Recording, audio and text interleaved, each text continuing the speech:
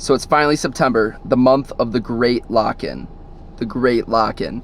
I don't know why you would have waited to get locked in September, but I guess we're locked in now. And now it is currently 3/4 done with the year. And looking back on your New Year's resolution, if you did that, have you accomplished the goal you want to accomplish? And that's why it's the month of the great lock-in. It's people waking up, realizing they haven't accomplished the goals, they've been slacking all year, and they have 25% of the year left, so now it's time to actually lock in. And most people lock in for like a week or two, and then they're like, oh, I'll lock in on my New Year's resolution, or I'll lock in after Christmas or after break. And that is such a horrible idea. Like, we need to be continuously locked in. You need to, me and you, we have to be locked in 24/7.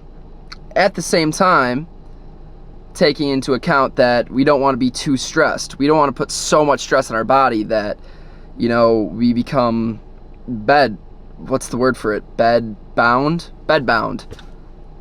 There we go.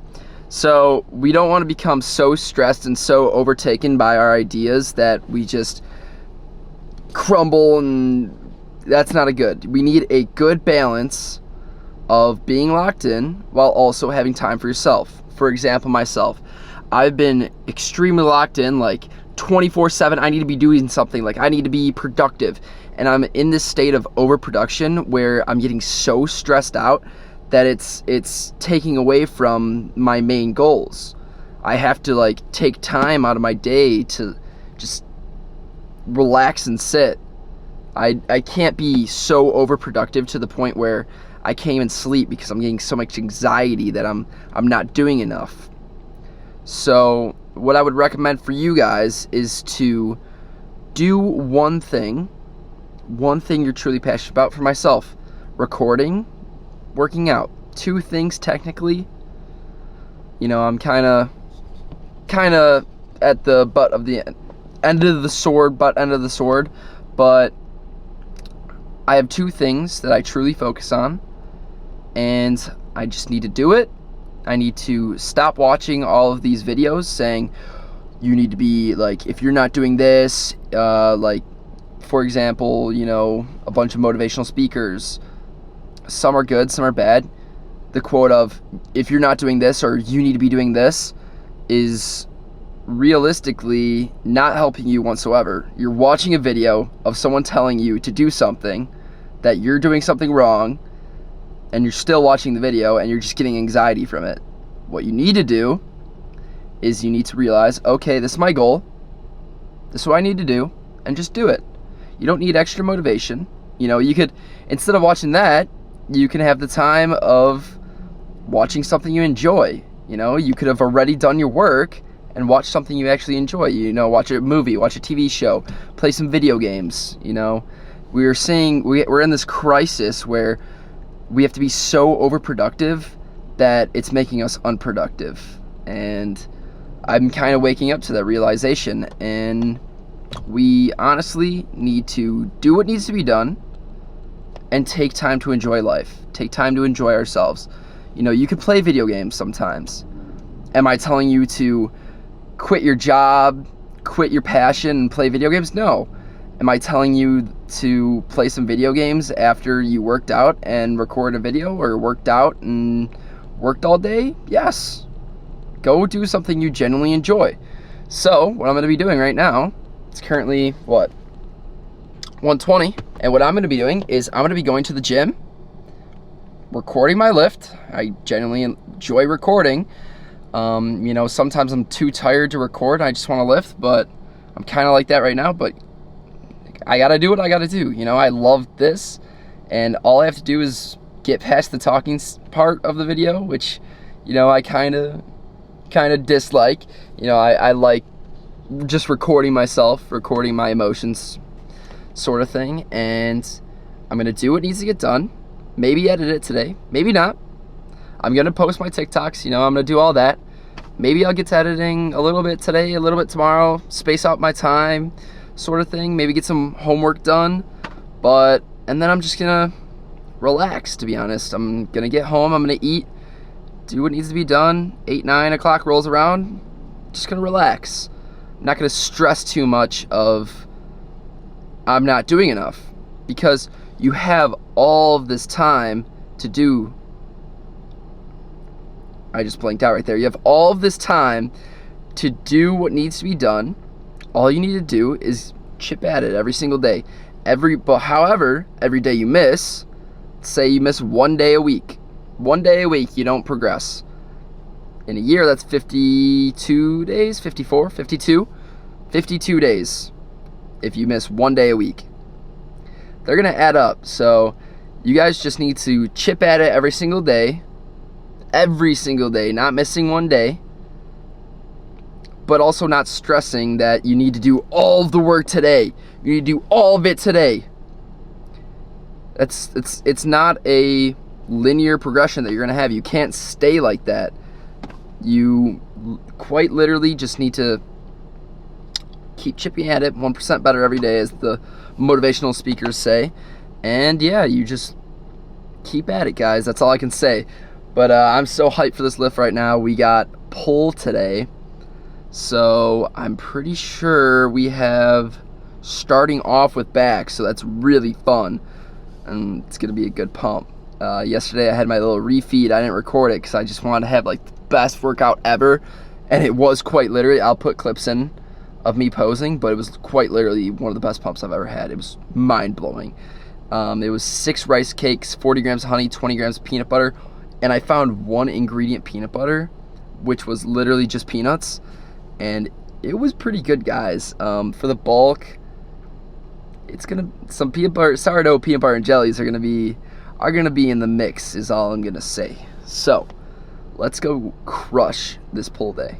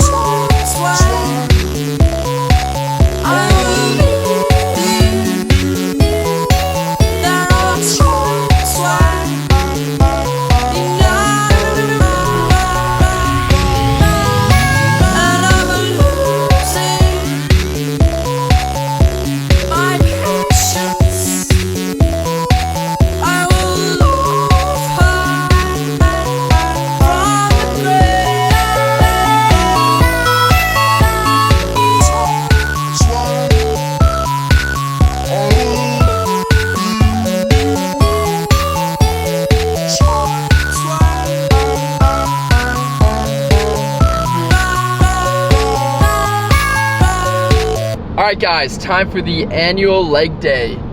I'm just kidding. We got legs today.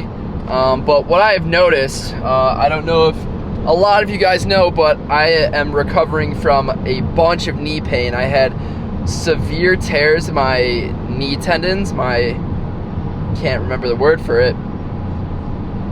I'll think of it like 2 hours later when I'm not recording, but I had severe tears in my tendons and I have oxygen slaughter, so my knees are pretty messed up, but that was because of volleyball, and I haven't been in volleyball for roughly, I want to say 3-4 months, so my knees have recovered slightly, or a lot actually. I have slight tears now, which I will address after my show. They haven't really been affecting me, as you can see in the workout just in a little bit. Like, my leg extensions are, I'm almost maxing out the machine, to be honest, and it's just crazy, but my progress is slacking because I haven't really been able to train legs that hard for the past 2-3 years, to be honest. So that kind of sucks. You know, my legs have a lot of catching up to do. One of the reasons why I'm not competing in open or classic, whatever division it is, I'm competing in men's physique, is because of the fact that my legs are just, they got the size, they just don't got the muscle. Like, I hold a lot of fat in my legs, so, and yeah, it's kind of sucked a little bit. But also what I've been doing is I'm taking out my squat pattern, or not my squat pattern, my squats, and putting in for another squat pattern, which is hack squats. So usually I have squats and hack squats. I have squats one day, hack squats the other, and right now all I'm doing is hack squats. And it's a lot better for progressive overload because my neuro adaptations, which is when you do an exercise, you just get good at the exercise. Like throwing a baseball, you know, you're just gonna get good at throwing a baseball, and you're putting on a lot of weight on that movement. Doesn't in turn mean you're getting any stronger. You're getting stronger in the movement. You might not be getting stronger in general, but it is most of the time the case that you are getting stronger in general. So I've switched that, and it's been a lot easier on my knees. It's been fantastic, and my legs are just getting so strong. Like, I'm doing 6 plates on the machine for hamstring curls. You'll see in the video, but it's getting ridiculous, and it's no egotistical manner.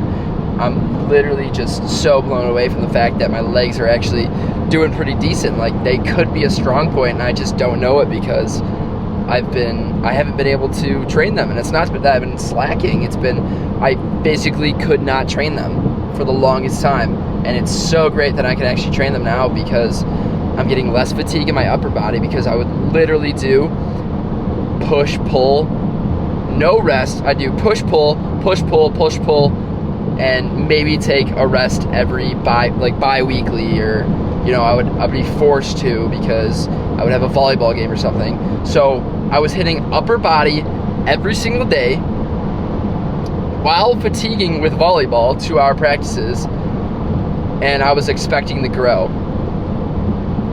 So the past 4 months ago, for around 6 months, I probably was reducing my gains, and it was just, looking back, I'm like, what were you doing, Vaughn? Like, seriously. But now I'm fully locked in, fully science-based, which I'm going to touch on a little bit, but we are completely locked in. So now what I want to get to is the science-based movement in bodybuilding, and just overall, like, what's been going on in the fitness industry. So the progress we have made within the fitness industry within the past year or two has been astronomical. Like, we are making so many top research studies. Like, it's been crazy, guys, the amount of research that is out now. But people are taking it to the point where working out isn't even fun. Like, some people are saying, oh dude, like, you go to failure, you're not gonna make any progress. And I feel like every single time I've gone to failure, and this has been pretty recent too, every single time I push to the absolute limit in my workout, number one, I feel so much better. Number two, I have a lot more fun. Like, I look back on those workouts. I don't look back on the workouts where it's like, Yeah, I probably made optimal growth there. Like, had 2 reps in reserve, maybe 1 rep in reserve. You know, I kind of, you know, no, I look back on the workouts where it's like, holy shit, like, I went really hard that day. Like, wow, that is crazy. Like, just pushing your limits. And I feel like those workouts are so memorable and so special that you shouldn't take those for granted. Like, these science-based lifters, like true science-based, like, I'm not talking like Clark Kent where, you know, he's really smart, but he goes really hard. Like, he enjoys himself. Clark, I agree with a lot of Clark's claims, but I think working out till failure occasionally is so special, and you just should listen to your body.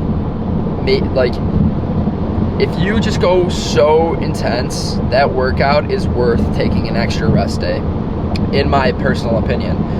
I think you should have 50% intuition. 50% intuition meaning like going as hard as possible, and then 50% being science-based. You know, choosing the right lifts, choosing the right split, choosing the right diet is all really important, but just going as hard as possible and pushing your limits and progressively overloading is so much more important, in my personal opinion. So while I do agree that, you know, there is an optimal way to lift, and going to failure all the time is not optimal, I think going to failure a lot of the time, whenever you can, you know, obviously when you're not having a good day, you know, you're tired, whatever, you can't have like a crazy special lift. You could have a really optimal lift, but on those days where it's like you're so emotional and so passionate, just go as hard as possible, and I'm telling you, you're gonna feel great, and you're gonna look back on that workout and be like, wow, that was a special workout. That was something special. But that's all I really wanted to talk about today. We still got like another 10 minutes left. Yeah, roughly 10 minutes. It's been taking 30-ish minutes to get to the gym now, which honestly isn't bad. You know, I enjoy it. It's an escape, you know, and I would much rather take 30 minutes out of my day to drive and listen to like a little podcast, which I do on the way back. Obviously I can't right now because I'm recording, but you know, I listen to some hype music on the way there, nice podcasts on the way back, and just contemplate my day. Like, is today a good day? Today a bad day? You know, it's peaceful. I love the drive. But we got a little bit left. I'm gonna blast some music and we're gonna go hit some legs. I did. I thought maybe you were a nut. But you were excited. I wish we'd stayed. I wish I'd stayed too. Now I wish I'd stayed. I wish I'd done a lot of things. I wish I'd stayed. I do. Well, I came back downstairs and you were I gone. walked out the door. Why? I don't know. I felt like a scared little kid. I was like, it was above my head. I don't know. You were scared? Yeah. Thought you knew that about me. Ran back to the bonfires, trying to outrun my humiliation, I think. Was it something I said? Yeah. You said so go. With such disdain, you know? Oh, I'm sorry. Okay.